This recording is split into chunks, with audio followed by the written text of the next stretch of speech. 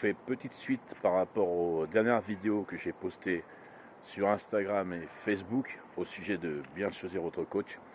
Je voulais rebondir sur un commentaire que Arnaud Plaisant a écrit. Pour ceux qui connaissent, c'est un ancien champion du monde, un pro IFBB, et qui aujourd'hui est un coach très connu, reconnu. Alors, il avait tout simplement écrit, et aussi une chose que je dis souvent, bien faire attention à tous ces coachs qui sont souvent très connus, qui récupèrent des athlètes d'un autre coach.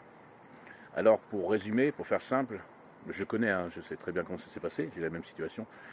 En fait, vous préparez une personne, vous transformez son physique, il devient un très très bel athlète, et ensuite il se dirige vers un autre coach qui est peut-être plus à la mode, qui est peut-être pro IFBB, je ne sais pas trop quoi, et parce qu'en ce moment c'est le coach à la mode. Et ce nouveau coach montre les photos du coup du nouvel athlète qu'il a dans sa team, avec le physique que l'ancien coach, qui des fois n'est pas très connu, lui a fait obtenir.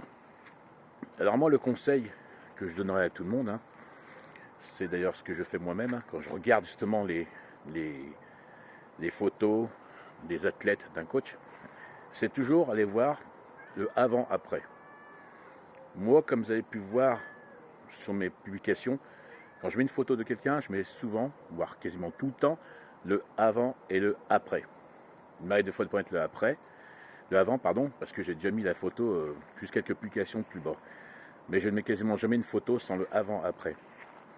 Et justement, ces coachs mettent la photo de l'athlète, qui est magnifique, qui est superbe, mais vous regarderez bien, il n'y a jamais le avant. Parce que s'ils mettraient un avant, vous doutez bien qu'il n'y aurait pas de différence avant le avant et le après. Je ne sais pas si je me fais bien comprendre. Donc voilà, si j'ai un conseil à vous donner, c'est surtout quand on pose des photos, voir s'il n'y a pas un avant-après, pas juste le mec comme il est actuellement. Et je connais cette situation, parce qu'il y en a beaucoup d'athlètes qui sont comme ça, qui vont voir un coach à la mode, comme je vous ai dit. Et du coup, au final, et c'est réel, il ne reste pas plus de 6 mois avec ce nouveau coach, parce qu'ils n'ont pas eu de réel progrès. Voir, je veux dire la vérité, on va casser tous les tabous, tout ça, on va être franc. Voir souvent ces coachs, comme je vous dis, ils sont connus, reconnus. Ouais, je change des potes, je le bras. Ils ont énormément de clients, donc ils ne peuvent pas s'occuper de tout le monde. Et au bout de 6 mois, généralement, les athlètes repartent parce que tout simplement, c'est souvent le cas. Sur 6 mois, le suivi était quasiment néant. Ils n'ont pas de réponse à leurs messages, alors que vous avez beaucoup de coachs, connus ou pas connus, qui répondent sur le message sous 24 heures.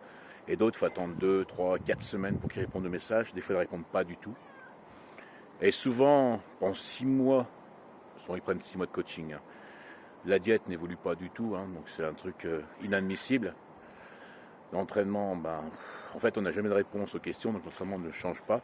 Et ils se servent simplement de ces nouveaux clients athlètes qui ont des beaux physiques pour mettre une image sur leur vitrine. Donc ça, je le dis souvent, et c'est pour revenir à ce que disait Arnaud Plaisant, ces coachs qui reprennent en vitrine des athlètes qui ont été justement transformés par d'autres coachs. Parce qu'il faut aussi savoir, j'ai coaché chez des athlètes, mais qui ne veulent pas qu'on sache qu'ils sont coachés. Parce qu'eux-mêmes sont coachs. Donc du coup, leur image ne sera pas la même, ou tout simplement parce qu'ils ont peur que les clients qu'ils ont vont voir leur coach à eux. Vous comprenez? Je sais pas, je vais me faire comprendre ce matin. Voilà, c'est pour faire suite à la vidéo. Faites attention quand vous choisissez votre coach. Donc ça résume un peu sur ce que je disais sur la première vidéo, du coup. Hop, un chien. Faites attention, le coach qui est à la mode, tout ça n'est pas forcément le meilleur. Ça résume bien la première vidéo. Ils ont tellement de clients qui ne peuvent pas s'occuper de tout le monde. Voilà. Après, bien sûr, je ne fais pas une guerre des coachs. C'est simplement pour remettre les choses en face, dans la réalité des choses. Et le monde des coachings, il y a beaucoup de coachs en France. Mais le monde du coaching entre athlètes est très très très petit. Et je peux vous dire qu'on sait quasiment tout ce qui se passe entre coachs, entre athlètes. Et oui, c'est un petit monde très renfermé. Voilà, je termine là, j'espère que ça va pouvoir tenir la vidéo. Sur ce, bon dimanche à tous. Ciao.